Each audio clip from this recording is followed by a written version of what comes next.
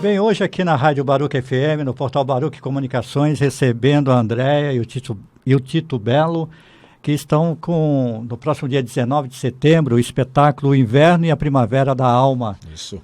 No Teatro das Artes, no Shopping Eldorado, aqui na cidade de São Paulo. Isso aí.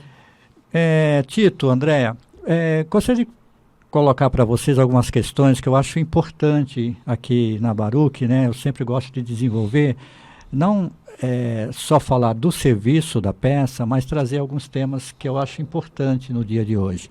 Até para formar e informar melhor o nosso ouvinte, né? Que eu acho que a gente vive num mundo hoje que o volume de informação é muito grande, mas ao mesmo tempo existe uma qualidade, às vezes, que não é muito boa dessa informação. Uhum. E as pessoas, às vezes, compram a informação que está ali, a primeira informação, que nem sempre é uma informação de qualidade. E eu digo isso pela questão, por exemplo, das leis de incentivo, né? A gente percebe hoje que as pessoas não entendem a importância das leis de incentivo e não entendem a cultura para a formação delas como indivíduo. E acha que a cultura não é tão importante assim. Fala muito de segurança, de saúde, de educação, que, claro, obviamente são importantes, mas eu acho que nesse trio a gente não pode esquecer da cultura também, a importância da cultura no dia a dia das pessoas. O que vocês acham sobre isso? Isso levanta uma primeira questão que é: o que é a cultura? Entende? Não é? Sim. O que é a cultura? A cultura que se promove e se coloca, ela não é o que é a cultura para mim, por exemplo. Então, a gente tem eu ouço diversas opiniões a respeito de cultura.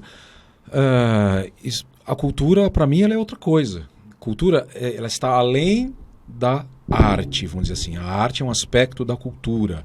A cultura, ela é algo maior. A cultura, ela cai dentro do aspecto pessoal. Ela é dentro do aspecto comportamental. Para mim, a cultura, ela é além do verbo, além do que se faz, ela está mais do que se é. Então, a formação cultural, na minha opinião, é formar ou auxiliar ou dar condições de eu ser. Então, condição de eu me perceber, de eu perceber onde eu vivo, de eu me perceber como dentro da sociedade que eu vivo, de eu perceber as possibilidades que eu tenho. Então, para mim, a cultura, ela não é só o verbo, ela não é só vou praticar arte, eu vou praticar uma forma artística. Para mim, fica pequeno isso como cultura. E por isso, uma lei de incentivo à cultura, para mim, ela é muito restrita dentro de um aspecto de mercado de o que se faz e se considera como arte, do que se considera arte dentro de um aspecto de mercado atual. E isso muda conforme o tempo passa, sendo que o ser humano, ele continua sendo o mesmo ser humano. Então a cultura, ela devia estar focada no que se é, no dar base e condição para que a pessoa seja, para que ela escale um degrau a partir do próprio esforço. Eu dou o degrau para você subir, mas você vai subir com o seu esforço. Eu tenho uma forma de colocar isso para você. Sim, para te auxiliar a ser, a desenvolver, eu vou colocar estar sendo, né? Porque é no gerúndio, né? O estar sendo, passo a passo, subindo cada vez mais. Ou eu gosto de falar da helicoide. Então a gente dá a volta, chega em lugares semelhantes, mas sempre um andar acima, né? A gente sobe, a percepção que eu tinha, cheguei aqui novamente nesse lugar, mas sempre um andar acima. Eu acho que nesse aspecto que você está trazendo, a cultura entra como educação, né? E aí, de fato, se misturam quando você dá a possibilidade de alguém se transformar ou de alguém se educar a partir de uma linguagem artística, sendo ela qual for, circense, musical, esportiva, enfim. Todas são expressões do humano, e nesse sentido vem a cultura, né? São expressões humanas que também trazem muitas transformações e educam. Então, nesse sentido, eu acredito sim que é importante o incentivo, principalmente quando isso está voltado para a educação, né? Eu acho que isso é de suma importância, ainda mais num país onde a educação é tão falha, né? A educação dentro das escolas ainda é tão, como você falou, desincentivada também, né? Então, eu valorizo bastante nesse sentido, apoio a CAPES, porque às vezes pessoas trabalhando ali, dando o próprio sangue para conseguir fazer vingar e alguém se erguer, né? Instituições que trazem a arte com esse foco. Porém, eu tenho até uma visão um pouco polêmica, acho que talvez um pouco menos artística nesse sentido, onde eu considero, e talvez até por não estar embrenhada nesta forma, né, dessa carreira de atriz, enfim,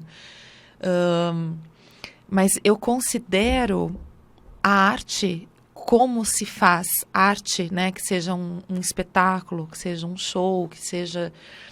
É uma empresa também, é um negócio. E como negócio, é um negócio privado, é um negócio que atende interesses particulares, né? E claro, que seja o show do Tito Bello, por exemplo, ele está divulgando um trabalho dele, é um negócio dele, é um dos negócios, mas é o negócio. Por que eu preciso recorrer ao governo para que ele faça o negócio? Eu estou causando um pouco de polêmica, porque eu sei que é uma posição contrária da maioria dos artistas. Então, nesse caso, eu encaro como um negócio que precisa se fazer vingar, que precisa ter lucro, que precisa, assim como todos os negócios, né? Mas quando eu falo em incentivo, leis de incentivo, quando a arte está atrelada a uma questão de educação, a uma questão de estrutura, de comportamento, onde inclusive já trabalhei dentro de CAPES com um projeto próprio artístico, né, onde trazia essa questão da história da pessoa para essa história para ressignificar. Tem muitos trabalhos assim, com música, com circo.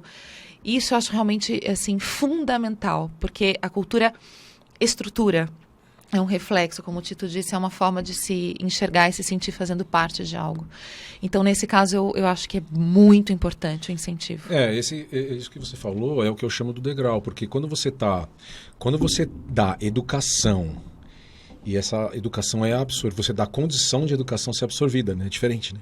Eu dou condição, eu dou educação e dou condição para que ela seja absorvida, então eu começo, então, a formar uma cultura mais organizada.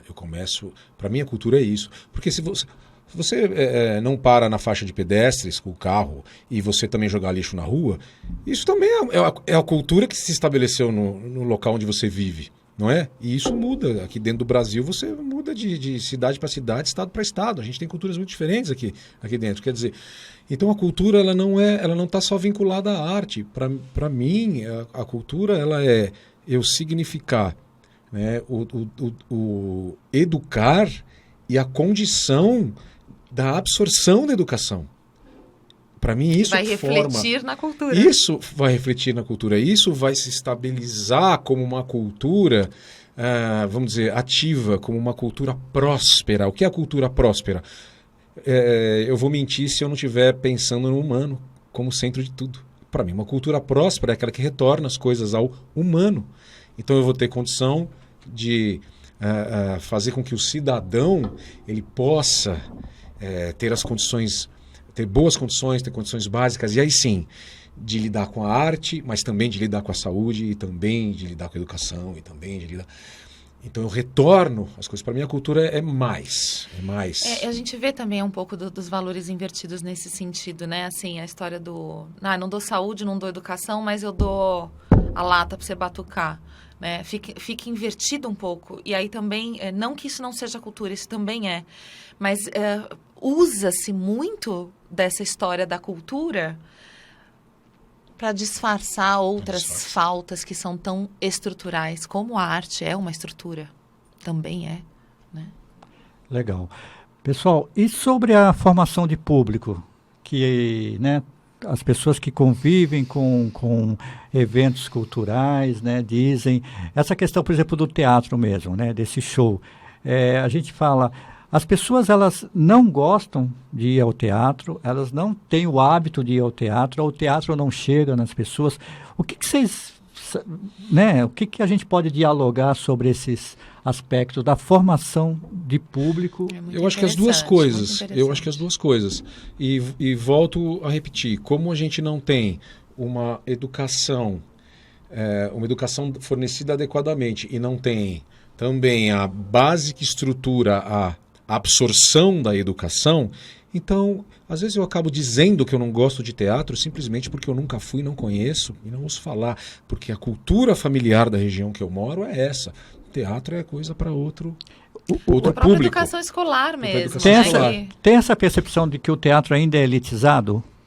Eu acho que tem. Eu acho que com certeza, eu acho que ainda tem. E isso também varia de região para região, né? Mas com certeza existe. É para poucos, enfim. A gente conseguiu acompanhar algumas transformações, assim, gente que fala, quê? Música clássica? Que horror! E passa para os filhos. Aí alguns anos se passar, estou indo num concerto de não sei o que. Quê? É a mesma pessoa? É a mesma pessoa. Olha que maravilha. Porque esse é o poder da arte quando se dá a possibilidade de absorver algo, né? E aí isso sim está na educação também, né? Quando a gente fala de teatro, ainda mais de música erudita, nossa, o funil acontece mais acentuadamente, né? O funil, quer dizer, o público da música erudita, ele é pequeno e é o mesmo público, né, que vai frequentar. Ao mesmo tempo, existe aquela questão do... Eu vou chamar de uma certa vaidade, um certo glamour, aonde eu vou me perceber perante o olhar do outro. Então, não que eu goste de música clássica, mesmo porque eu nunca fui num concerto, daí a pessoa como pensa, né? Não sou eu. Mas eu vou no estádio, que eu tive a oportunidade de ir. Vou no estádio do Morumbi, eu loto o estádio do Morumbi para assistir os Três Tenores. Ainda o Pavarotti era vivo, eu fui assistir os Três Tenores e eu falei, o estádio do Morumbi lotado. E eu conversando com as pessoas e muita gente estava lá porque era bacana estar lá, e não porque ela acompanhava a música erudita ou gostava realmente de música erudita, mas é porque era bacana estar lá. Então é uma mistura, para mim isso é cultura, essa mistura onde o comportamento humano ele é a base para a questão. E tem uma outra questão, né? Quando você fala do elitizado, me parece que dentro do próprio ramo artístico existem as segmentações, né? Então os próprios atores, né? Se usa muito esse termo. Eu vou no teatrão. Porque o teatro mesmo é o teatro de raiz, é o teatro lá do centro da cidade. Tem um pouco essa segmentação, né? Até os preconceitos dentro do próprio nicho. Eu acho que ao longo dos anos isso foi se diluindo um pouco.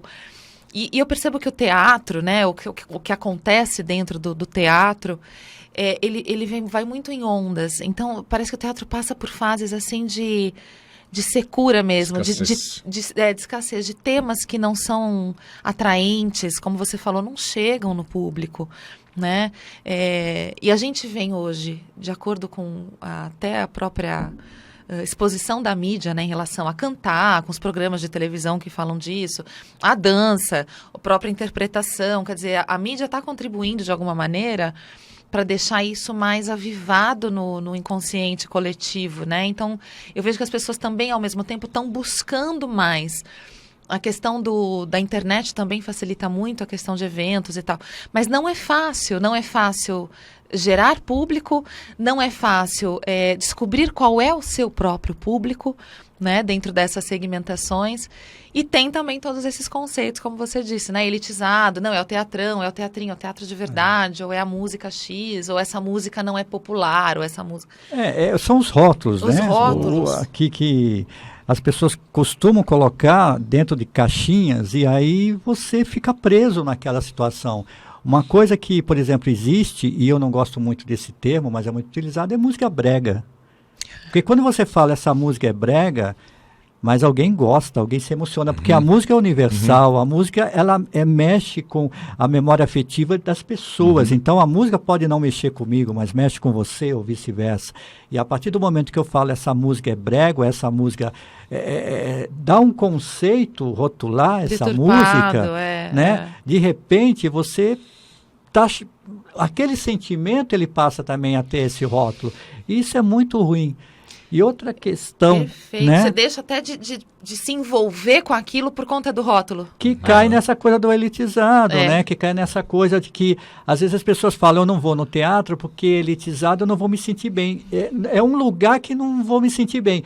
Aí quando ela é provocada, ela vai, é apaixonante. Ela se descobre, é uma experiência que ela fala. Tem pessoas que têm 40 anos que nunca foram ao teatro. E quando vão, ficam maravilhados. É a força da arte, é a força do teatro, daquela linguagem, daquela manifestação artística. E também existe uma outra coisa, que acho que em toda vertente, todo aspecto artístico existe. Existe o artista que faz uma apresentação para ele mesmo. Existe o artista que faz vamos dizer assim, faz uma apresentação para um público artístico. E existe o artista que faz a apresentação para o grande público. Existe o artista que faz a apresentação seja para quem for. Seja para quem sintonizar com aquilo. Caso. Isso acontece não só no teatro, mas como na música. Então, existe o músico ele faz a música para ele. E a música é para ele, está lá a música para ele. Ou ele faz a música para um outro músico. Então, estou mostrando ali como são algumas técnicas. Eu estou fazendo música para músicos. E também existe o cara que faz a música para o grande público, vamos dizer, para o comercial. Quer dizer, então isso estou procurando o público em massa. Então não é aquele que faz a música para ele, não é aquele que faz música para músico, é aquele que faz a música para grande massa comercial. Então a gente, mas tem também quem faz a música querendo passar algo para quem tem empatia com aquele algo, né? Para exatamente aquilo é chegar na emoção, é chegar na experiência. Esse é o nosso propósito, é o nosso desafio. E é para todos. Inclusive pra gente tem, né, a trajetória de todos nós. O inverno é a primavera da alma. Legal. E eu não digo que isso esteja errado. Quer dizer, cada um tem o seu objetivo. Não, eu acho que o nosso propósito aqui é um diálogo onde cada um expõe e coloca o seu pensamento, mas ninguém é dono da verdade. Não, né? Isso mesmo. Eu acho que a gente vive hoje num momento que parece que não tem mais espaço para o contraditório, não tem mais espaço, todo mundo tem que pensar igual, tem que pensar do mesmo jeito, e não é assim. Ou então você está ofendendo. A beleza, né, desse encontro, do bate-papo, é pensar diferente. Eu, por exemplo, tenho um filósofo, Voltaire, que eu sou muito da filosofia dele. Posso não concordar com tudo que você falou, mas o teu direito está garantido de falar, né? E às vezes hoje a gente está percebendo que existe esse radicalismo, né? Essa coisa do ranço, de você ter que pensar igual a mim, senão... De ter medo até de falar algumas coisas, né? Exatamente, você vai... É muito complicado. Qualquer tipo de encaixotamento, ele é prejudicial e ele vem de uma forma de comportamento... de falta de observação de si, porque você tem direito, na verdade, de ser qualquer coisa. Você não precisa pertencer a um grupo para você existir. Tá você muito existe individualmente. Hoje, né? Esse conceito, esse nome partido, está em tudo, né? Muito bom. Está tudo partido, né? Tudo Quer dizer, e na verdade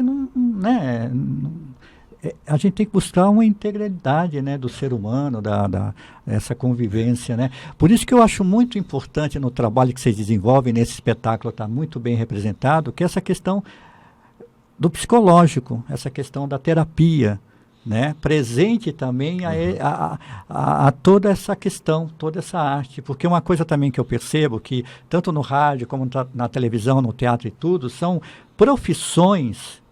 E o artista é um profissional. Sim, o artista é um profissional. Que mexe com as emoções e que às vezes as pessoas veem muito só no glamour que essa profissão tem, né? Mas eu até queria que vocês conversassem um pouquinho disso para a gente já encaminhar para esse fechamento dessa entrevista super agradável, mas essa questão mesmo, que às vezes as pessoas só veem o glamour, o artista lá em cima do palco, o músico, o cantor, o radialista fazendo a entrevista, o jornalista na televisão, mas não vem o que acontece, né? A pré-produção, o dia a dia para chegar lá em cima, né? E você é produtora, é diretora, você também, quer dizer, queria que vocês comentassem um pouco sobre isso. A parte de produção é uma parte, vamos dizer, o iceberg. A gente tem como gelo, né? Ele está boiando 10% para fora da água, que é o que o povo vê, né? Então você está assistindo o espetáculo, você não viu os 90% para que aquilo acontecesse. Realmente, então 90% está lá, sangue e suor, vamos lá. Essa batalha, o trabalho que dá, não se vê, né? Não se vê, mas a gente está lá nessa... A interação com pessoas, a gestão de pessoas, inclusive é uma das minhas formações, mas é uma gestão de pessoas, de relacionamentos. A gente que busca muito parceria, você entende muito bem disso também como gestor, né? É buscar parcerias, é trabalhar em equipe, é administrar os horários, é ceder finais de semana, porque é o único horário disponível para juntar aí, são 15 pessoas no espetáculo. Eu digo sináptico, né? A gente, dono da empresa, eu também atendo semanalmente, todos os dias.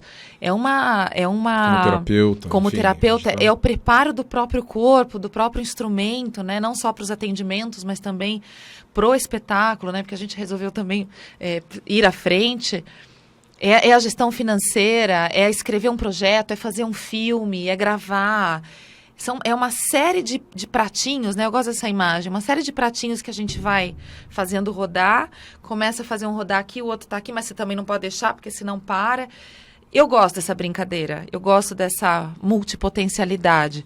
Mas é um pouco... É mão na massa, é um serviço braçal e criativo ao mesmo tempo. Mas é muito preparo e não é, realmente, não é esse glamour que só se vê ali no palco. E eu acho até que a diversão é essa. Né?